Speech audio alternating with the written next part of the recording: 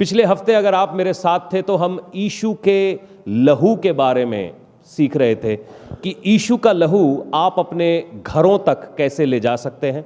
यीशु का लहू वचन के ज़रिए से आप अपने घर में ले जा सकते हैं। यीशु का लहू आप प्रार्थना के ज़रिए से अपने घर में ले जा सकते हैं। यीशु का लहू गवाही के ज़रिए से आप अपने घरों में ले जा सकते हैं। और एक पिता का जो काम होता है वो है देवड़ी पर यानी दरवाज़ों के ऊपर अलंगों पर यीशु का लहू लगाना।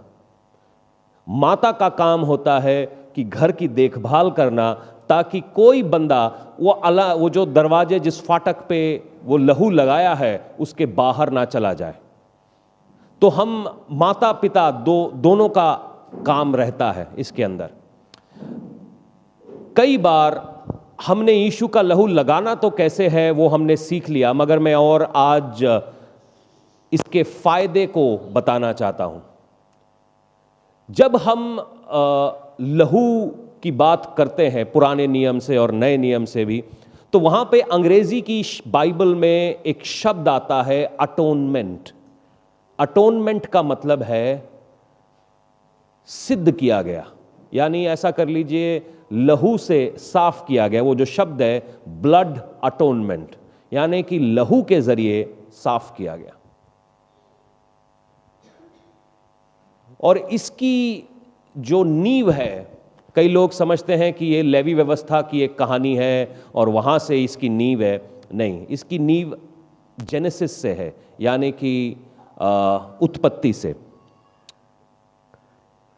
यीशु के लहू की खूबसूरती आपने जान ली, यीशु के लहू के पावर को आपने जान लिया, मगर बिना हिस्ट्री जाने हुए जब आप कोई काम करते हैं या बिना उसकी बैकग्राउंड को जाने हुए जब कोई आप काम करते हैं तो उसके अंदर कोई वैल्यू नहीं रहती।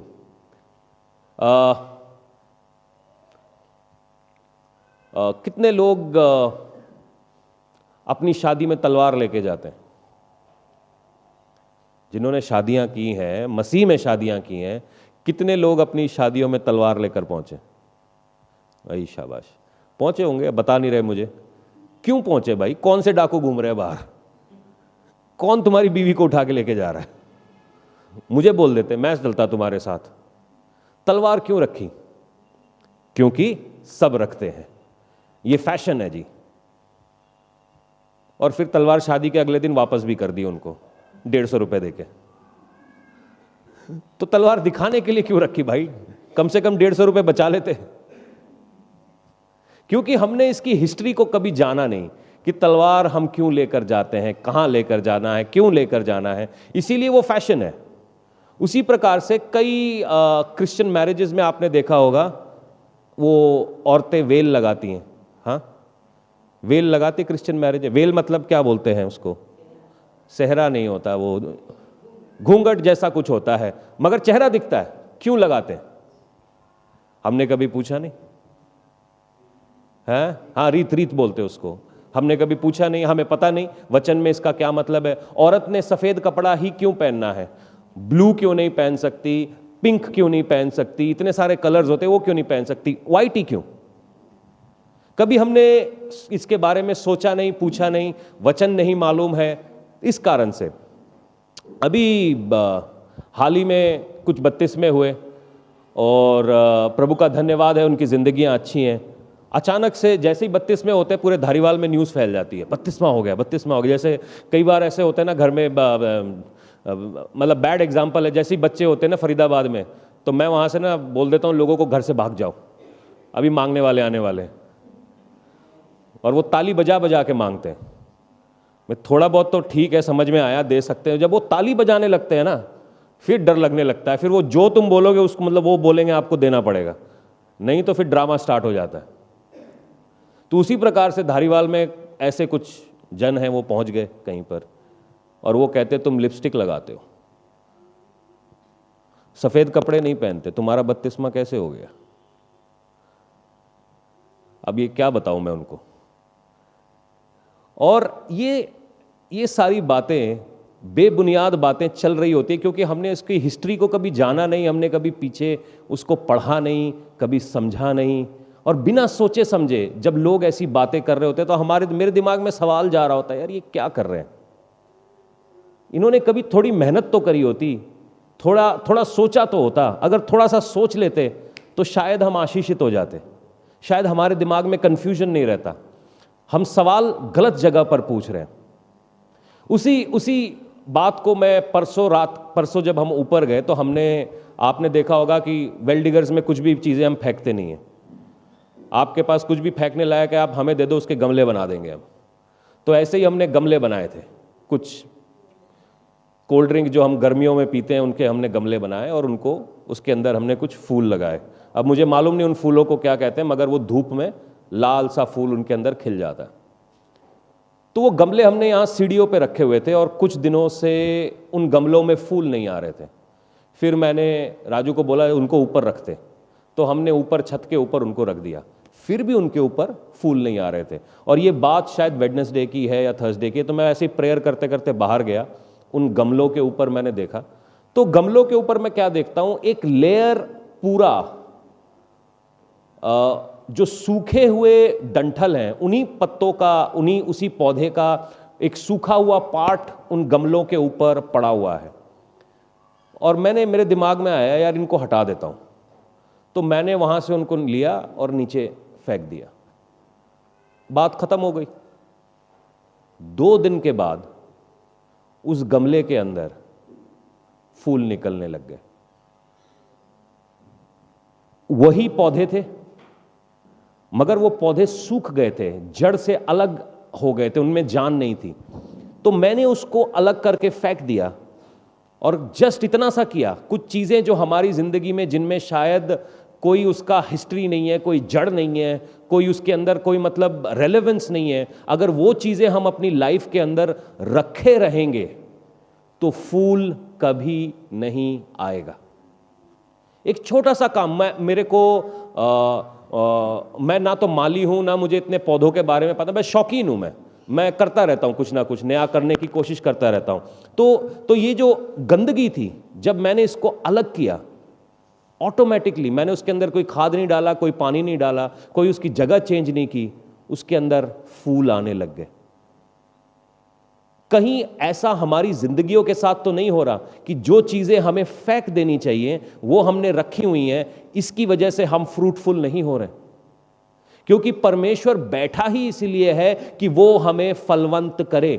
यीशु मसीह यूहन्ना 15 में कहता है कि जो डाली मुझ में जुड़ी है वो फल लाती है। अगर कहीं ना कहीं हमारी जिंदगियों में फल और फूल की कमी है तो ये सवाल पूछना बड़ा लाजमी है कि क्या मैं यीशु से जुड़ा हुआ हूं? क्या कुछ ऐसी चीजें तो नहीं मेरे ऊपर जो कचरा छा गया है, जो मेरी ग्रोथ को, मेरी स्पिरिचुअल ग्रोथ को आगे नहीं आने दे रही?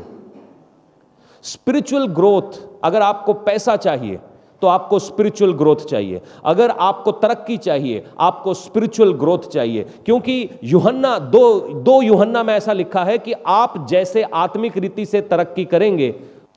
इसमें 2 दिन पहले ये ऐसा नहीं था, ये 2 दिन पहले तक ऐसा नहीं था। दिखा मैं चाहता हूं, ये 2 दिन पहले तक थोड़ा अलग था। ये फूल, इसके अंदर से जब कचरा निकाला है, अभी और कचरा निकालना बाकी है, तब ये 2 फूल आए। कचरा निकालो, जिंदगी में फूल आएंगे ही। ये पौधा, मैं कल आपको इसकी फोटो मार के रखनी चाहिए थी, मगर ये यहाँ पे इतने दिनों तक, करीबन जुलाई से हम यहाँ पर हैं, फूल आया नहीं इसमें। और ये गर्मी का पौधा है, धूप पे फूल देता है। जैसे ही कचरा हटाया, ये देखिए 2 फूल इसमें लगे हुए हैं, फूल आ गए। अपने पड़ोसी को कहो कचरा हटाओ, कचरा हटाओ, फटाफट से बोलो कचरा हटाओ, अरे कचरा हटाओ। हालेलुया। ये बातें, परमेश्वर ऐसे बातें सिखाता रहता है। अगर आप सीखना चाहते हैं तो वो सिखाना चाहता है। उसी प्रकार से उत्पत्ति 1, ये फूल को याद रखना, उत्पत्ति 1 उसका 27 से लेकर 28 तक पढ़ेंगे। ज्यादा मेहनत नहीं है। पहली, अगर आप नोट्स लेना चाहते हैं तो आपका बहुत बहुत स्वागत है। प्लीज़ नोट्स लीजिए ताकि यीशु की लहू की कुव्वत को आप समझ सकें, और साथ में अपने बाइबल और नोट्स लाने की जहमत करें। क्योंकि सुनिए, आज सवेरे सवेरे मैं ये नोट्स लिखना चाह रहा था और ये मेरी पुरानी किताब है, पुरानी मेरी सपनों की डायरी है। तो जैसे ही मैंने इसको खोला तो पुराने सपने जो परमेश्वर ने मेरे को अगस्त 29, 2009 4:30 बजे दिए थे, वो मैंने लिख रखे थे इसमें। मैं भूल भी गया था उनके बारे में, मगर परमेश्वर ने आज मुझे फिर से याद दिलाया। 2009 सितंबर 10 को परमेश्वर ने मुझे धारीवाल में मैं रहने वाला हूं ये मुझे बताया था। ये वो सपने का, ये मैंने खुद लिखा हुआ है। एक ऐसी जगह है जहां पर नहर बहती है और वो नहर बंद होने के बाद कचरा हो, ये मैंने टाइम के साथ लिखा हुआ है, सितंबर 10 2009। और मैं धारीवाल आया कब? 2017-18 में। परमेश्वर 9 साल पहले मुझे उसको बता चुका था, मुझे समझ नहीं थी। ये आज मैंने किताब पकड़ी तो मुझे याद आया कि यार ये ऐसा परमेश्वर बोल चुका था। प्रभु ऐसे काम करता है। आप लिखिए अपनी किताबों को, अपनी ड्रीम्स को लिखिए। परमेश्वर बातें करता है, अपने लोगों से वो बातें करना चाहता है। उत्पत्ति 1 उसका 27 से 28 तक, और मैं चाहता हूं इसको थोड़ा धीरे धीरे पढ़ना है। ये आपकी जिंदगी की पहली और बुनियादी आशीष है। ये बुनियादी आशीष हर आदम के बच्चे और बच्ची की है। सुनिएगा। तब परमेश्वर ने मनुष्य को अपने स्वरूप के अनुसार उत्पन्न किया। अपने ही स्वरूप के अनुसार परमेश्वर ने उसको उत्पन्न किया, नर और नारी करके उसने मनुष्य की सृष्टि की। अपने स्वरूप में, अपने इमेज में, अपनी तस्वीर में परमेश्वर ने आपको बनाया है। अगर वो पानी पर चलता है तो आप भी चलने के लिए तैयार हो जाइए।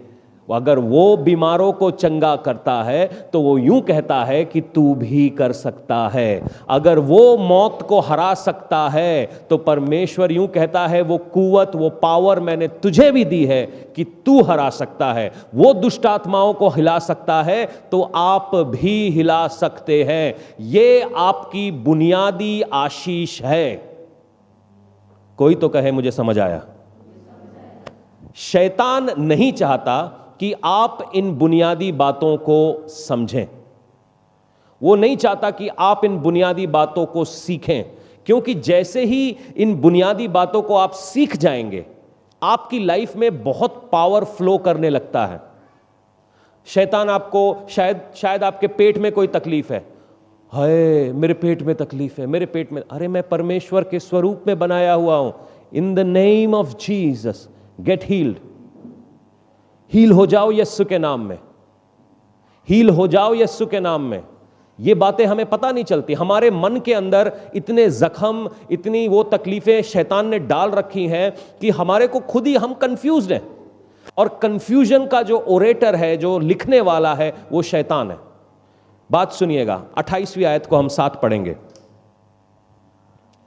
और परमेश्वर ने उनको आशीष दी। क्या कहा? कुछ कहा उन्होंने, और उनसे कहा, क्या परमेश्वर ने क्या कहा आदम को?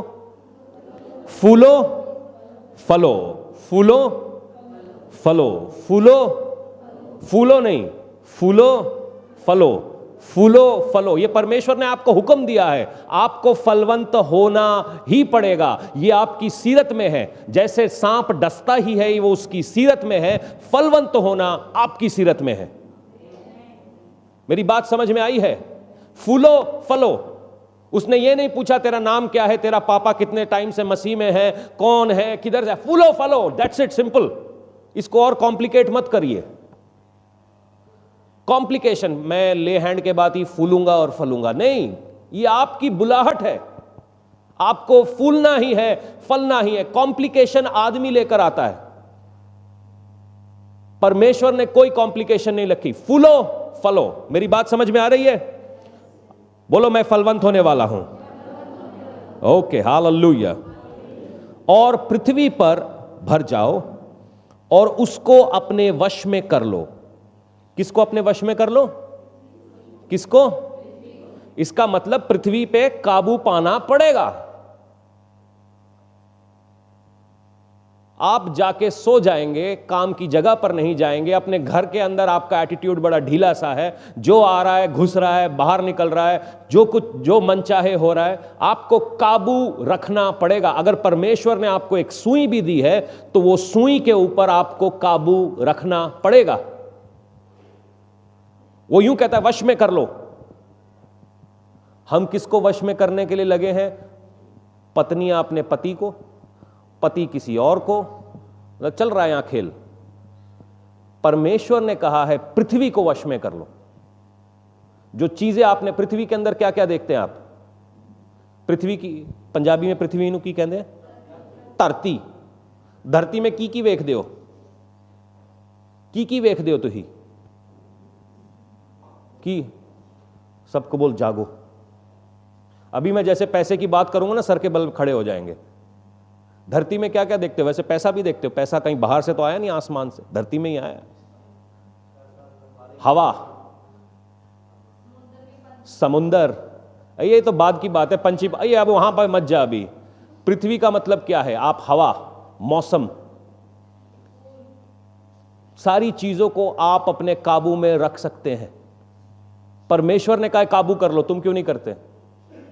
हाडी कौन सुनेगा?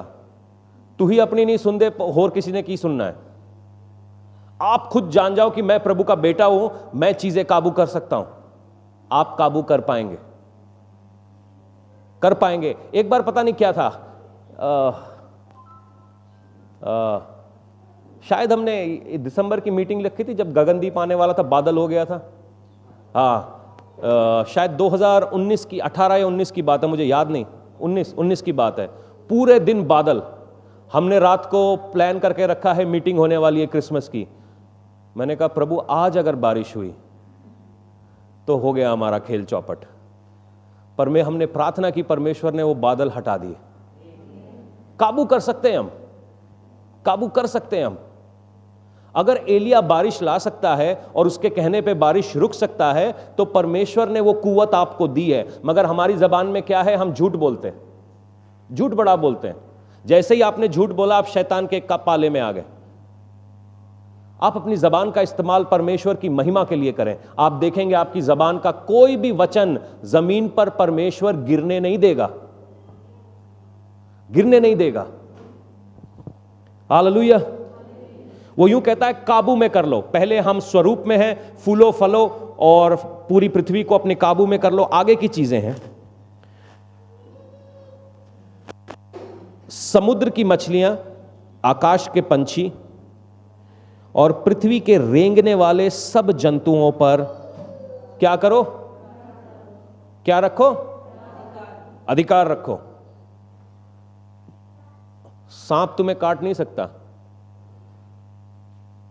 शेर तुम्हें हानि नहीं पहुंचा सकता। अच्छा, अब इसी बात को ध्यान में रखते हुए हमने यह समझना है कि पहले परमेश्वर है, परमेश्वर ने आदमी को बनाया, और आदमी जो अपने से सीनियर हैं, आपको मालूम है आदमी को छठे दिन बनाया गया था, मगर उससे पहले सारे जीव जंतु, आकाश, पानी, बादल, ये सारी चीजें बना दी गई थी। छठे दिन आदमी को बनाया गया, और जो बाद में आया उसको यूं कहते हैं जो पहले आया उसके ऊपर काबू कर लो। मतलब अपने जो पहली चीजें आपने वहां पर दे रखी हैं उनके ऊपर काबू कर लो। ठीक है जी, मेरी बात को ये अंडरलाइन करके रखना। पहली वालों के ऊपर परमेश्वर ने आदमी को बोला काबू कर लो। आदमी, अब इसी बात को ध्यान में रखते हुए हम ये सोचते हैं कि मैं किसी के विरोध में नहीं हूं, ना मैं उनके खिलाफ हूं, मगर जब कुछ लोग ऐसे हैं, कुछ जगहें ऐसी हैं जहां पर गाय की पूजा की जाती है, ठीक है, हम उनको माता करके कहते हैं, कुछ लोग गाय को माता करके कहते हैं, फिर शाम को उसी गाय का दूध 30 रुपए किलो, 40 रुपए किलो करके बेच रहे होते हैं। ये कौन सी माता है जिसका दूध आप बेच रहे हैं? फिर जब वो कहना नहीं मानती तो अपनी माता को लट से पीटते भी हैं। जब माता दूध देना बंद करती है फिर माता की शादी भी करवाते हैं। फिर माता जब मर जाती है तो माता की चमड़ी भी बेच आते हैं, हड्डी भी बेच आते हैं, और फिर उसी माता के टॉयलेट को सर पे लगा के बोलते हैं हम शुद्ध हो गए, पी के बोलते हैं हम शुद्ध हो गए। मेरे को बात समझ नहीं आई। थोड़ा सा आदमी को अपना दिमाग लगाना चाहिए कि हम ऊंचे हैं तो हम अपनी नीचे वाली चीजों का कैसे आराधना कर सकते हैं। अगर हम ऊंचे हैं तो हम नीचे वाली चीजों का कैसे आराधना कर सकते हैं, क्योंकि कई बार परमेश्वर ये बातें होने नहीं देता। उसी तरीके से राजस्थान में एक जगह है जिसको बोलते हैं करनी मंदिर, और करनी मंदिर के अंदर चूहों का पूजा किया जाता है। वही चूहों का जो झूठा प्रसाद है सारी दुनिया को बांटा जाता है, सब लोग खाते हैं और वो शुद्ध फील करते हैं। और जो गणेश हैं वो भी चूहे पर आते हैं, मगर यही चूहा जब इनको अपने घरों पर नजर आता है सब मारने लगते हैं। जब तक हमारी समझ के हिसाब से है तब तक हम करेंगे। ऐसे ही लोग आदमियों की परस्तिश करते हैं, आदमियों की पूजा करते हैं कि ये बाबा, गुरु जी, फलां जी, ये जी, वो जी। आदमी पैदा कैसे हुआ? मेरी और आपकी तरह। एक औरत और एक आदमी मिले, उन्होंने शादी की, उन्होंने बच्चे पैदा किए। अच्छा आदमी था वो, ठीक है, उसको भी चोट लगती थी तो उसका खून बहता था, उसको भी सर्दी जुकाम बुखार होता था। उसको फिर एक दिन वो लोग कहने लगे ये हीरो है, इसको परमेश्वर बना दो। उन्होंने परमेश्वर बना दिया। फिर कुछ परमेश्वर तीर लग के मर गए, कुछ परमेश्वर जहर खा के मर गए, कुछ लोगों ने समाधि ले ली, कुछ लोगों को कुछ हो गया। तो हम अपने जैसों की पूजा करने लगे। हमने कभी सोचा नहीं कि हम क्यों उनकी पूजा कर रहे हैं। ये किसी के खिलाफ नहीं है, किसी को नीचा दिखाने के लिए नहीं है। ये सिर्फ एक सवाल है मेरा सब लोगों से कि हम सोचें हम किसकी परस्तिश कर रहे हैं। जब बाइबल का वचन यूं कहता है कि तेरे को सारी बातों के ऊपर काबू रखना है, तो हम कैसे उनके नीचे हो गए। यही प्रॉब्लम मिस्र से इजरायली निकले। मूसा पहाड़ पर क्या गया, उन्होंने तो नीचे गाय बना ली, वो भी सोने की। और गाय ही क्यों बनाई? गधा क्यों नहीं बनाया, घोड़ा क्यों नहीं बनाया, उल्लू क्यों नहीं बनाया, मुझे नहीं पता, गाय बना ली उन्होंने और उसकी इबादत करने लगे। क्योंकि सवाल पूछने की आदत हम में है नहीं, और हम जो भी सवाल पूछते पुट्ठे सवाल पूछते, सही सवाल नहीं पूछते। अगर आपने, हर आदमी, हर व्यक्ति जो है अपने से ऊपर की चीजों को देखता है। क्या आप देखते हैं? हाँ, सपोज करिए आपके पास एक मोटरसाइकिल है, स्प्लेंडर है आपके पास, तो सामने से एनफील्ड वाला जाता है तो आपकी नजर पड़ती है उस पर? यार, फिर एनफील्ड पे आप घूम रहे हैं, फिर हार्ले डेविडसन वाला चला गया तो सोचते यार। मारुति पे चल रहे हैं, नजर सामने से मर्सिडीज निकल गई तो कहते यार। होता है कि नहीं होता? उसी प्रकार से आपने एक सूट पहना हुआ है, कॉटन का सूट है, सामने से कोई वो घाघरा चोली या जो भी है, क्या बोलते हैं उसको जो पहनते शादी में, हाँ लहंगा पहन के निकल गया, आप सोचेंगे अरे यार। तो अपने से ऊपर देखने वालों का हम देखते हैं। उसी प्रकार से वर्शिप भी यही है।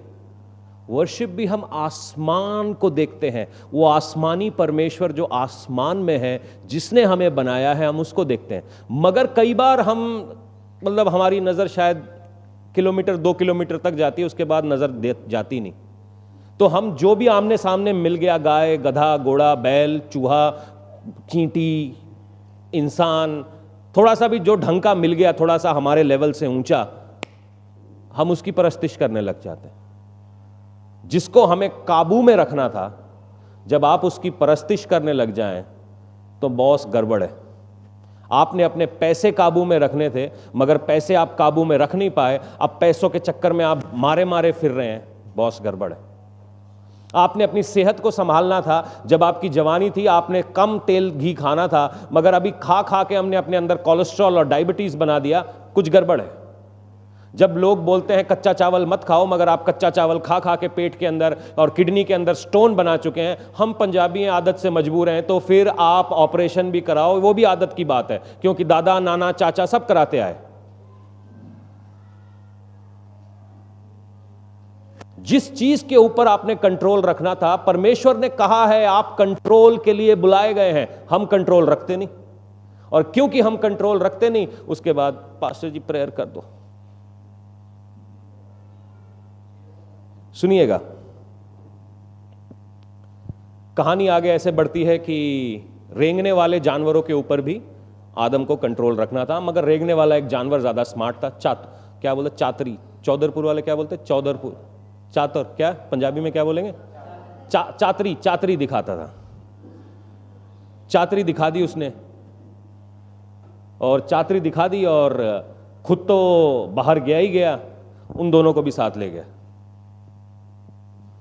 इसी बात को हम पढ़ेंगे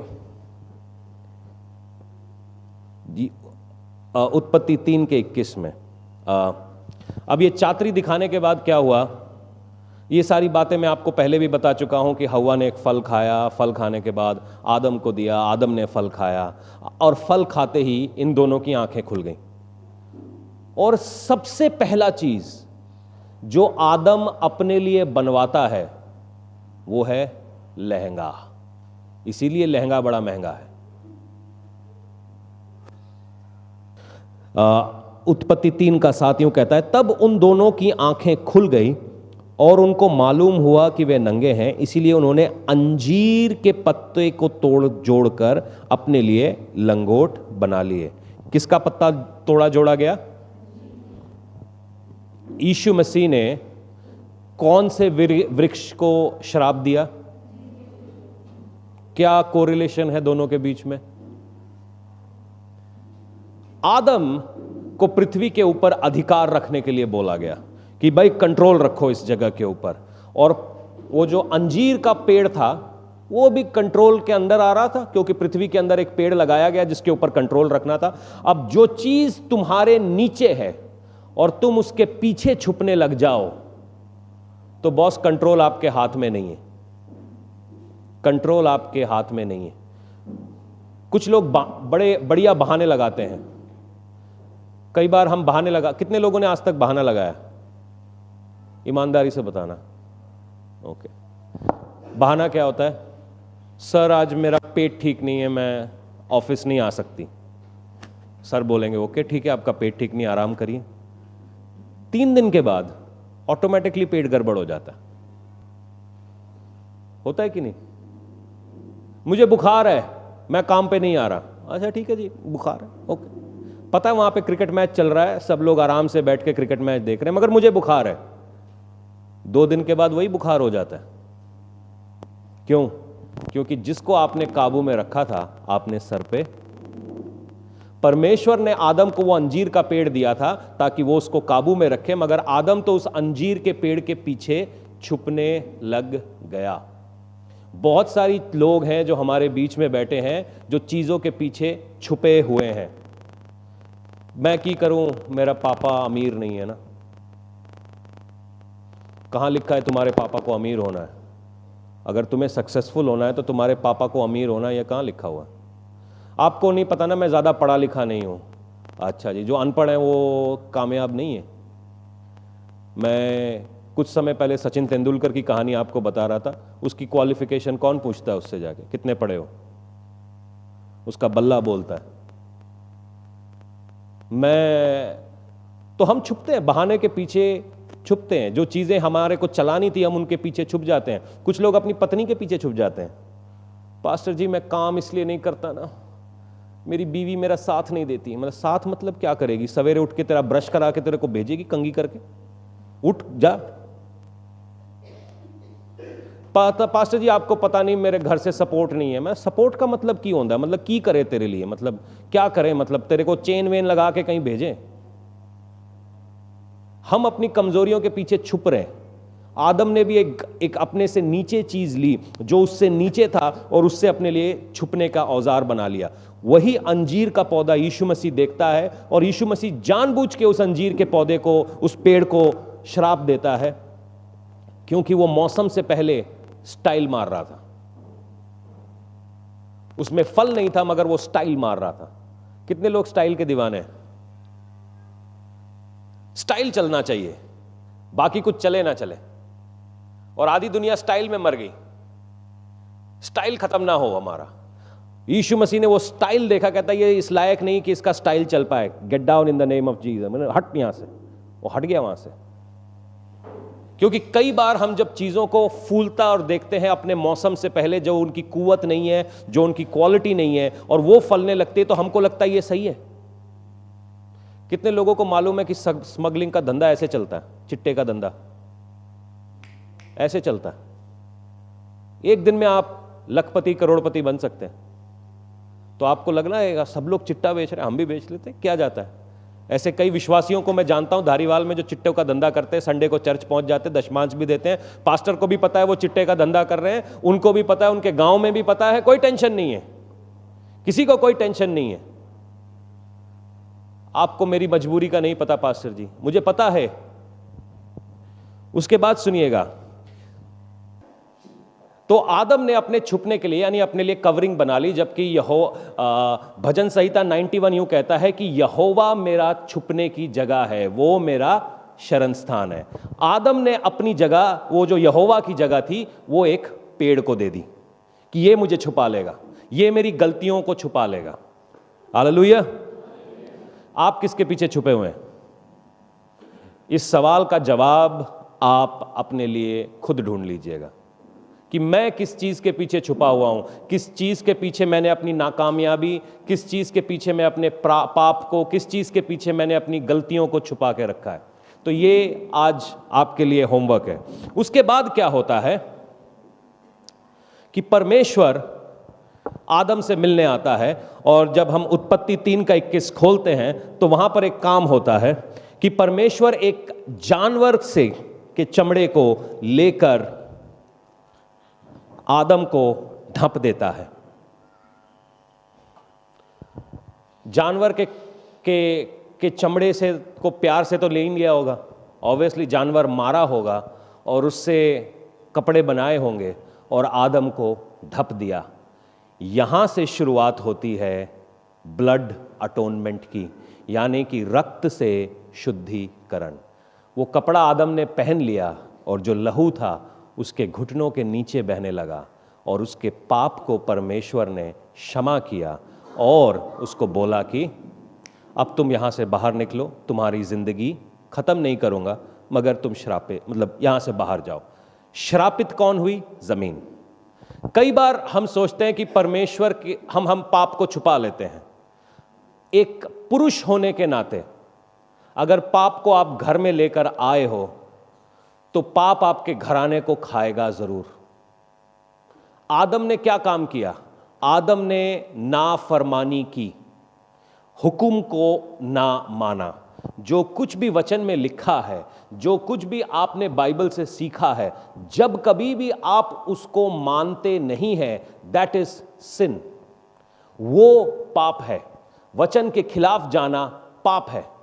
आदम ने पाप किया, और आपको क्या लगता है बात वहीं पे रुक गई? नहीं ना।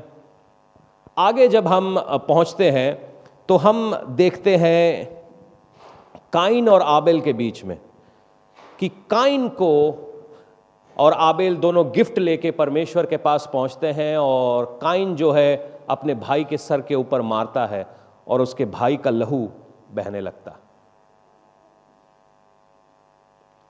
शुरुआत कहां से हुई थी? एक फल खाने से। खत्म कहां पर जाके हुआ? एक भाई ने दूसरे भाई का लहू बहा दिया। अगर हम में से कोई ऐसा सोच रहा है कि हम परमेश्वर की बरखिलाफत करके अपने घर में आशीष ले आएंगे, तो आप गलत सोच रहे हैं, आप बहुत गलत कर रहे हैं। आप खुदावन के ऑपोजिट जाके कभी आशीषित नहीं होंगे।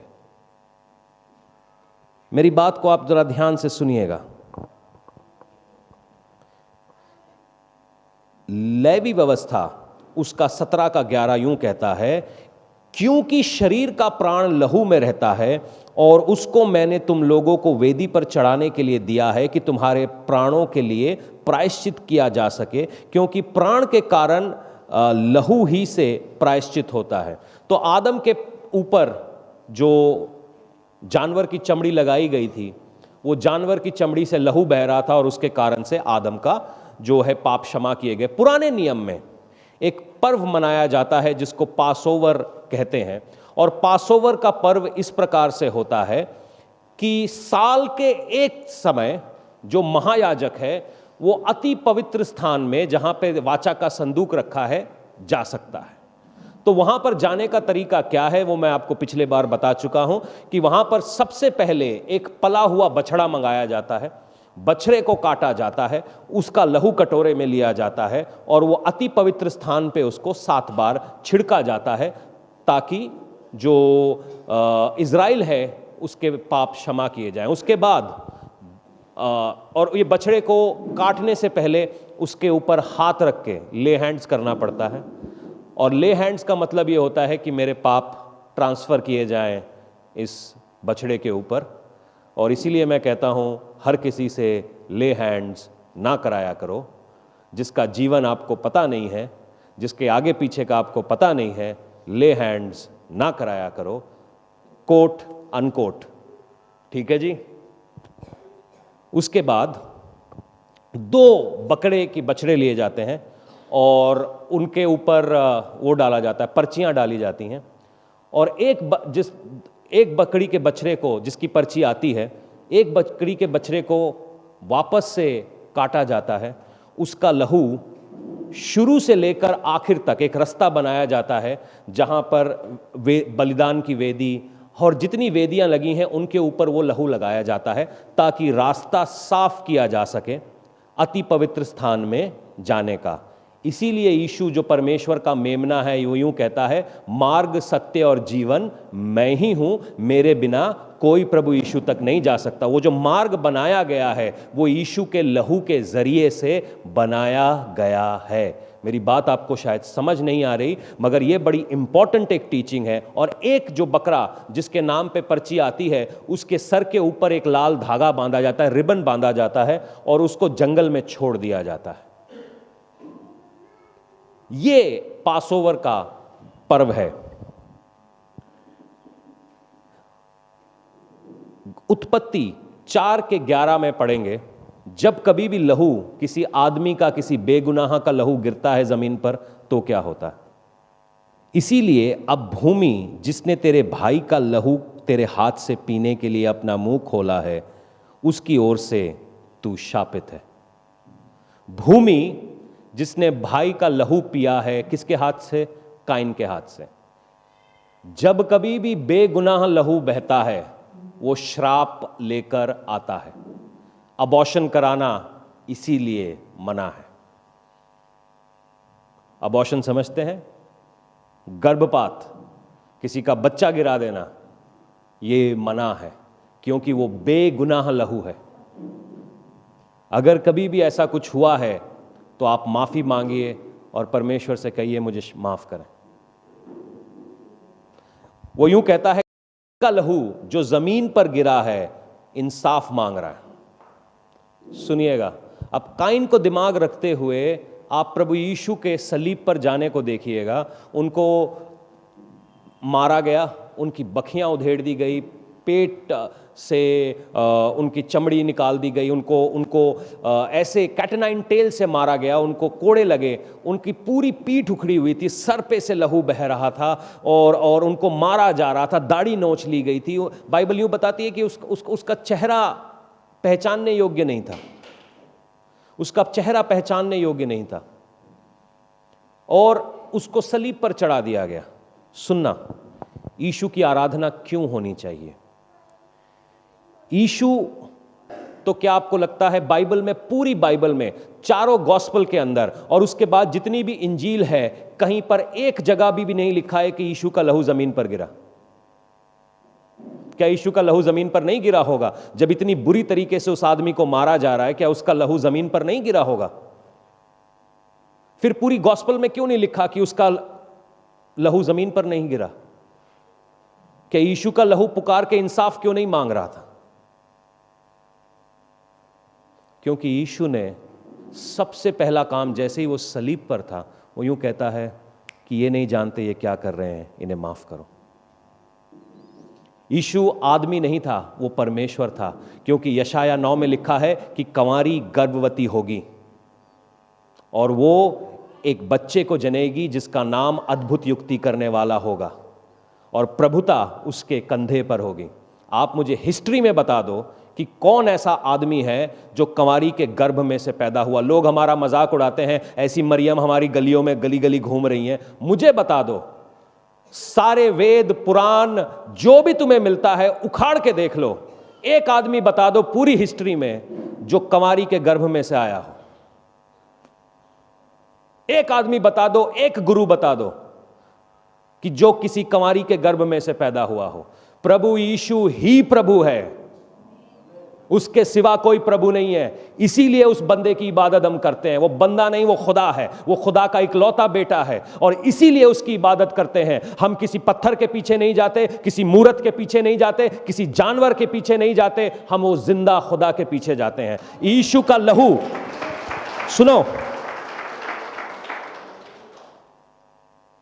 काइन ने आबेल को मारा, आबेल मर गया और इसीलिए आबेल का लहू परमेश्वर से पुकारने लगा कि तुम मुझे इंसाफ दिला। लाजरस मारा, जिंदा हुआ, फिर मर गया। एलिया ने जो विधवा का बेटा जिंदा किया, वो जिंदा हुआ, फिर मर गया। और भी कई सारे ऐसे लोग जिनका मर के जिंदा हुए, मगर यीशु वो मरा, वो गाड़ा गया, जिंदा हुआ और वो फिर नहीं मरा।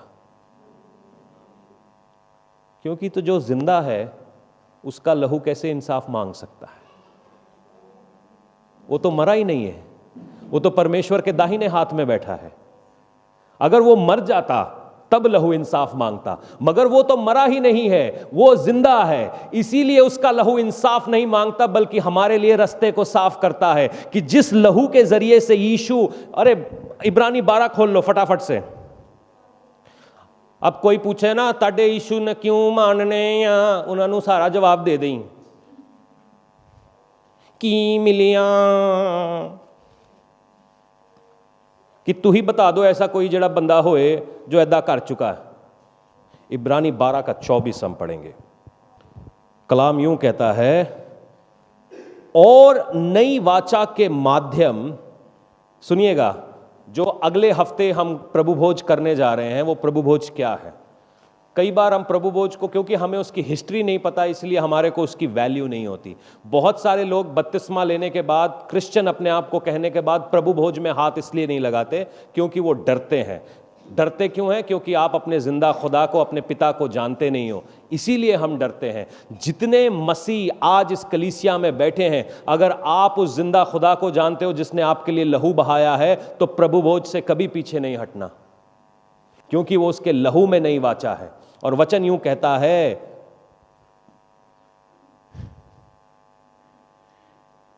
और नई वाचा के माध्यम से यीशु और छिड़काव के उस लहू के पास आए हो जो हाबिल के लहू से उत्तम बातें कहता है। हाबिल के लहू से उत्तम बातें कहता है।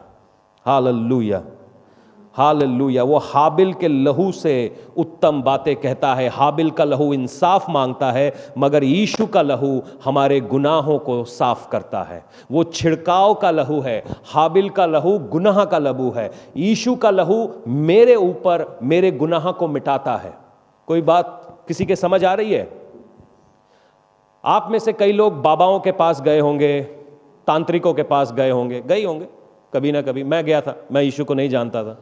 तो जब हम बाबाओं के पास जाते हैं तो बाबा जी हमें बोलते हैं मेरे को 5,000 रुपये दे दो, मैं करा दूंगा। तो बाबा जी ने आपसे 5,000 रुपये लिए, उसमें से दारू ली, एक मुर्गा लिया, मुर्गे का गला काटा और जो कुछ भी उन्होंने करना था किया। वो काम कैसे हुआ? लहू से। कई लोग शिकायत करते हैं मेरे घर के ऊपर ना लहू के छींटे आते हैं, मेरे कपड़ों के ऊपर ना लहू के छींटे आते हैं। कैसे आते हैं? आप यीशु में हैं। यीशु सबसे पावरफुल प्रभु है, वो जिंदा खुदा है। वचन यूं कहता है कि इजराइल के खिलाफ कोई चाल चलेगी नहीं। फिर आता कैसे आपके ऊपर? कहीं कुछ ऐसी बातें तो है नहीं है जो आपने परमेश्वर के वचन से बाहर कर रहे हैं? सोचने की बात है। कैसे जब परमेश्वर ने आपको पैदा किया, अपनी सूरत और सीरत में पैदा किया, कहा कि हर बातों के ऊपर काबू कर लो, कोई भी चीज, मतलब कोई भी चीज आप काबू कर सकते हैं, तो आपके ऊपर वो काबू क्यों नहीं कर पा रहे? कहीं कोई ऐसी बात तो नहीं है जिसको आप लहू के नीचे नहीं लाए। सुनिएगा, नीति वचन 26:2 श्राप आपके ऊपर कैसे काम करता है। जितने लोग जादू टोने के नीचे हैं, एक बार कहो यीशु जीवित है। आज वो टूटने वाला है।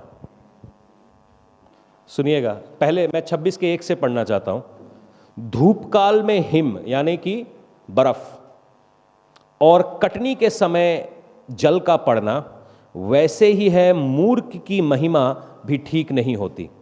वो अंजीर का पेड़ जो था वो बिना मौसम के लहलहा रहा था। इसका मतलब वो कुछ गड़बड़ था, इसीलिए परमेश्वर ने उसको श्राप दिया। दूसरी चीज, जैसे गौरैया घूमते घूमते और सूप बेनी उड़ते उड़ते नहीं बैठते, वैसे ही व्यर्थ शाप आपके ऊपर नहीं पड़ता। श्राप तभी आपके ऊपर पड़ेगा जब आप उसको अपने लिए ऊपर पड़ने की जगह दोगे। छतरी देखी आपने कभी? अगर आप छतरी के नीचे घूम रहे हैं तो क्या आपके ऊपर से जो गौरैया जा रही है बीट कर सकती है? हाँ, कोई चिड़िया बीट कर सकती है आपके ऊपर? ठीक है, कोई पानी गिर सकता है आपके ऊपर, कोई और चीज आपके ऊपर आ सकती है। क्यों? क्योंकि वो छतरी के ऊपर गिरेगी। हमने अपने आप को किससे छुपाया है? अंजीर के पेड़ से जो हमारे नीचे है, या यीशु मसीह से जो हमारे ऊपर है? हम अपने आप को किस चीज से छुपा रहे हैं? किसी बाबा जी को 5,000 रुपए देके वो आपको बचा लेगा? जैसे ही आपका 5,000 खत्म हो जाएगा, फिर बाबे का कॉल आएगा कि 5,000 और दो, और दो, और दो। आप बाबाओं के पास जाते रहिए, तेल के पीपे खिलाते रहिए, उन्होंने कुछ नहीं करना, क्योंकि जो करने वाला था आज से 2022 साल पहले कर गया, वो है यीशु का लहू। वो तुम्हारे लिए मौजूद है। सवाल यह है कि क्या आप बिलीव करते हैं कि वो लहू कुवत वाला है, बरकत वाला है, ताकत वाला है? अगर आप विश्वास नहीं करते तो आप उस लहू का कभी हिस्सेदार नहीं होंगे। कलाम में यूं लिखा है कि ये मेरे लहू में नई वाचा है, जब कभी पियो मेरे लिए यही किया करो। दो ऑर्डिनेंसेस प्रभु यीशु मसीह ने कलीसिया को दिया, एक पानी का बपतिस्मा और दूसरा था प्रभु भोज। आज की चर्च ये दोनों काम करने से डरती है। बपतिस्मा क्यों नहीं लेना? प्रभु भोज क्यों नहीं लेना? और फिर हम कहते हैं हमारे ऊपर शैतानिक हमले हो रहे। क्यों? क्योंकि हमने गलत कवरिंग अपने ऊपर रखी हुई, गलत चीजों को अपने ऊपर रखा हो। ये गलत थॉट प्रोसेस है, गलत सोच है जिसको हमने अपने ऊपर रखा हुआ। आज इसको सारों को तोड़ो प्रभु यीशु के नाम से। अगर हमारी जिंदगी में कोई गलती हो भी गई है तो उसको यीशु के लहू के नीचे ले आओ। तुरंत से बोलो, प्रभु मुझे माफ कर दीजिए, गॉड आई एम सॉरी। परमेश्वर, ये जो मुझसे गलती हो गई, आज आप इसको लहू से ढक दीजिए, मैं दोबारा कभी नहीं करूंगा, कभी नहीं करूंगा। एक औरत थी जिसको व्यभिचार के केस में पकड़ा गया था। लोग यीशु मसीह के सामने ले आए, बोलते मूसा के कानून में लिखा है इसको पत्थर मारे। यीशु मसीह ने मालूम है क्या किया? क्या किया? पहला पत्थर मारे और जमीन पे उसने कुछ लिखा। वो पता नहीं क्या लिख रहा था, मुझे नहीं मालूम क्या लिख रहा था। शायद जितने सामने खड़े थे उनके गुनाह उनको दिखने लग गए, उनके गर्लफ्रेंड्स के नाम आ गए, वो भगे पत्थर छोड़ के। पत्थर छोड़ के वो भग लिए। यीशु कहता है यहां पर कोई नहीं है, खाली मैं और तू है, मैं तुझे माफ करता हूं, जा दोबारा नहीं करना। क्या परमेश्वर ये आपके लिए नहीं करेगा? जा दोबारा नहीं करना, दोबारा पंगे में हाथ नहीं डालना, दोबारा कोई इशू नहीं करना, दोबारा ये काम नहीं करना। हमारी तकलीफ क्या होती है? हम दोबारा दोबारा दोबारा और दोबारा और एक और बार दोबारा, फिर दोबारा, फिर दोबारा, जानबूझ के दोबारा नहीं। एक बार आपको माफ कर दिया ना। कितने के घरों में बच्चे हैं, छोटे बच्चे, जिनको आपको नहलाना पड़ता है? एक बच्चे को आपने नहलाया, मैं सबसे ज़्यादा नहाने के चक्कर में पिटा हूँ। मेरी माँ मुझे सवेरे सवेरे नहलाती थी, गुड बॉय बना के बिठाती थी। मैं 2 सेकंड में अपने ऊपर नहीं तो नील उलट लेना, नहीं तो मिट्टी में घुस जाना, नहीं तो कुछ और कर लेना, अंडा फोड़ लेना। और सबसे ज़्यादा मेरी पिटाई इसी चक्कर में हुई थी कि मेरी माँ को मेरे को 2 बार नहलाना पड़ता है। अभी भी मेरी माँ मिलेगी तो कहानियाँ पूछेगी कब पीटा था, इस समय पीटा था, मुझे भी याद नहीं कब पीटा था। और हमारे घर में भी ऐसा होता है। अब नहला धुला के गुड बॉय बना के मैंने बिठाया है भाई, उसके बाद तुरंत जाएंगे, कुछ ना कुछ टूट फूट होगी, कुछ ना कुछ अपने ऊपर गिरेंगे, नीचे लेट जाएंगे, फिर पिटते हैं। ये मैं कैमरा पे बोला, पिटते नहीं, मैं डांटता हूं। एक बार धुला दिया, वापस मत करो। हम भी वैसे ही करते हैं। यीशु के लहू से नहा लिए, अब तो फिर दोबारा चालू, अकाउंट हमारा 0 हो गया जी, फिर चलेंगे, फिर कांड करेंगे, फिर तो पिटना बनता ही है, फिर तो पिटना बनता है, गारंटेड पिटना बनता है। फिर हम बोलते हैं परमेश्वर हमारे साथ ऐसा क्यों कर रहा है। आप डिसोबीडियंस मत करिए, अनाज्ञाकारिता मत करिए, आप आशीषित रहेंगे। यहां पे बोलता है जो ये गौरैया वाली बात है, वैलिड कर्स, मतलब आप यीशु की छतरी छोड़कर किसी और की छतरी अपने सर पे नहीं ले सकते।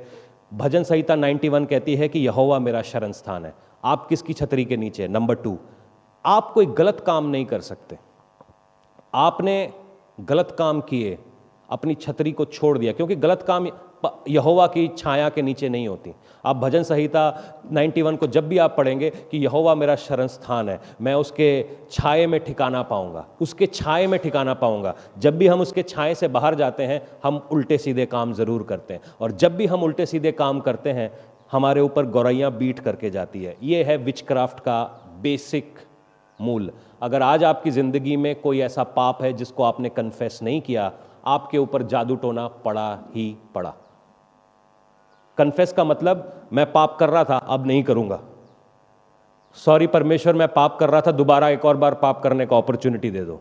ये नहीं, पाप कर रहा था, अब मैं देखूंगा भी नहीं। ये है मन फिराव।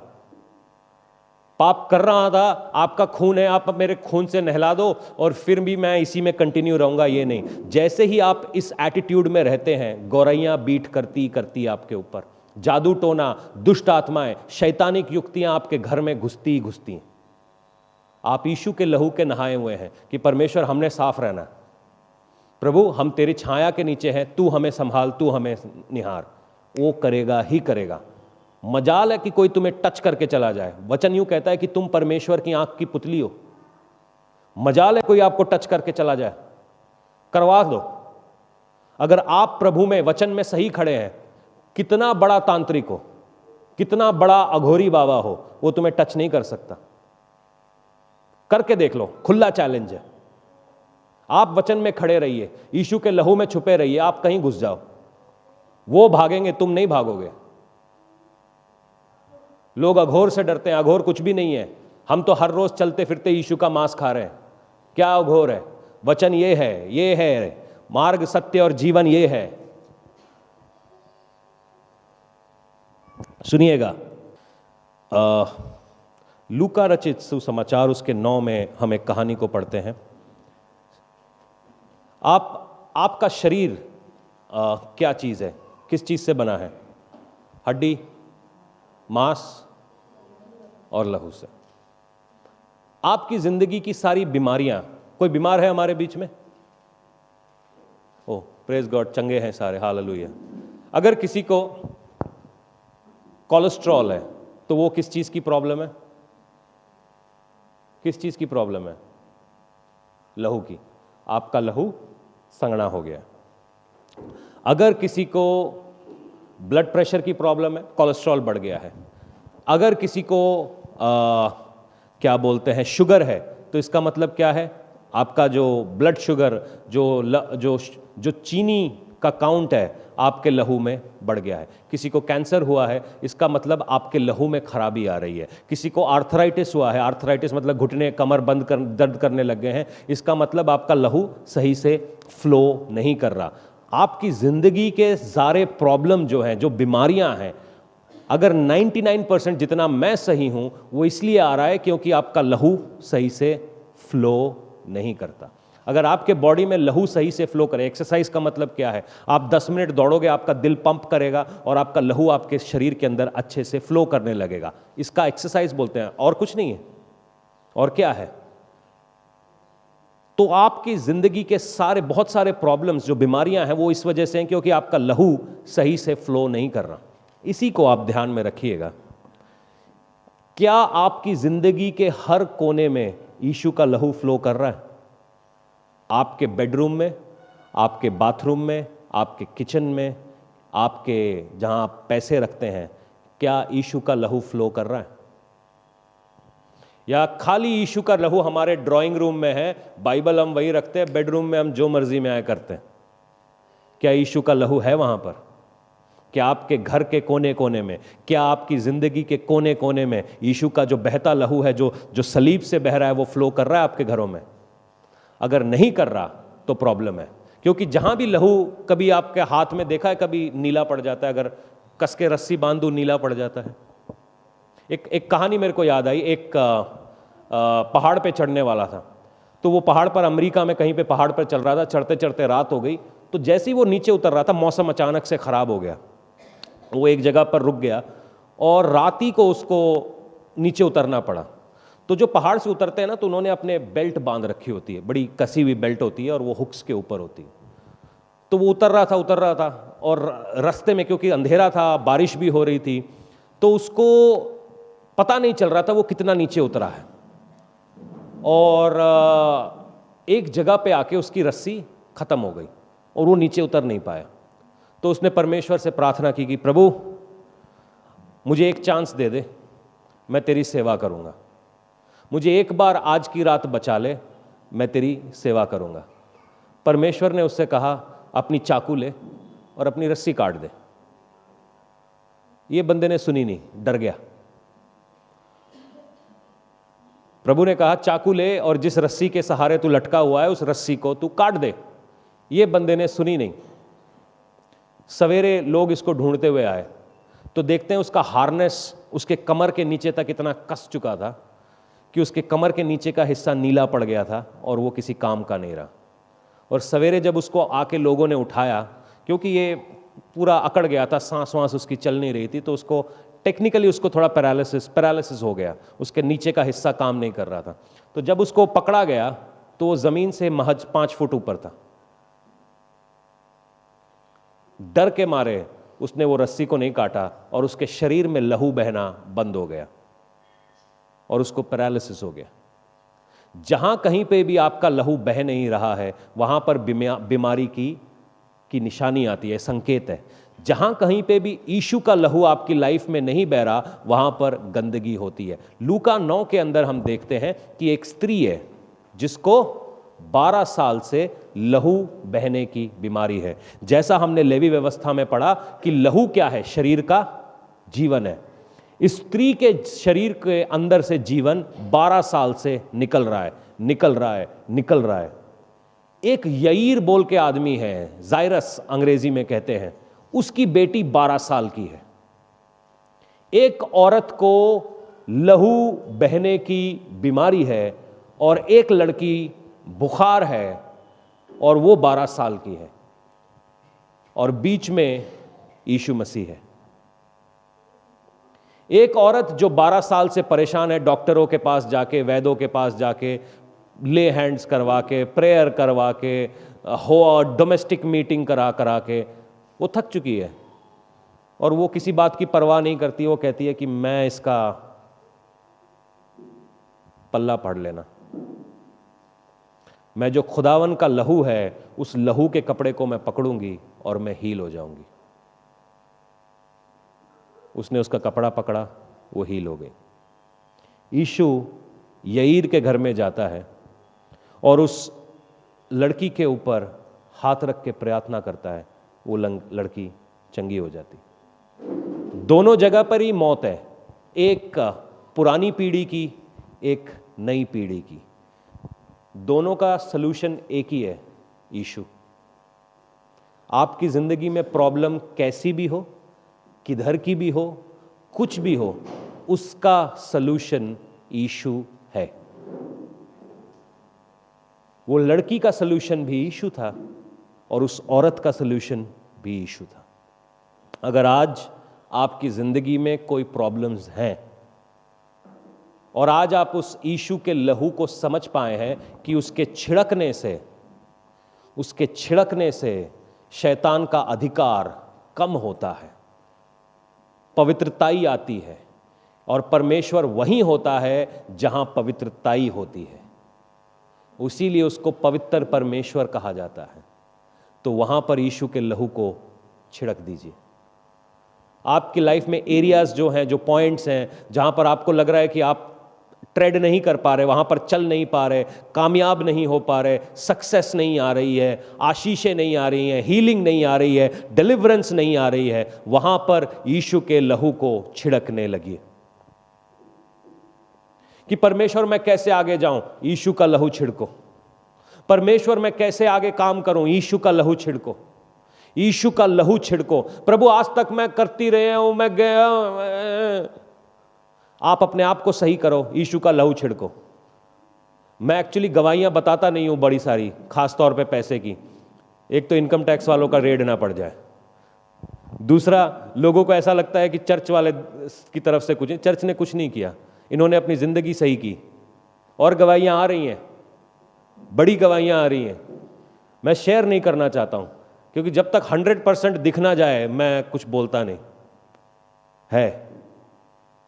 आप सोचते पैसा यीशु के लहू से नहीं आता, आप छिड़को अपने फाइनेंसेस को, साफ करो, पैसा फ्लो करता है।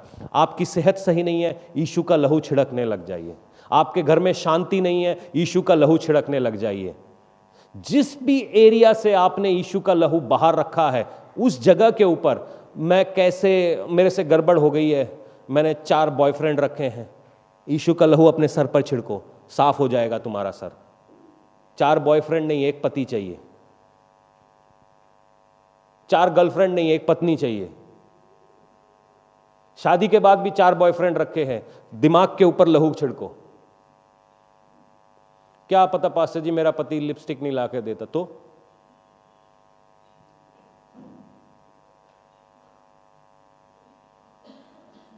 ये सारी बातें जो हैं हमारी जिंदगी में, वो गौरैया को लेकर आ रही है जाकि वो हमारे सर के ऊपर बीट करे।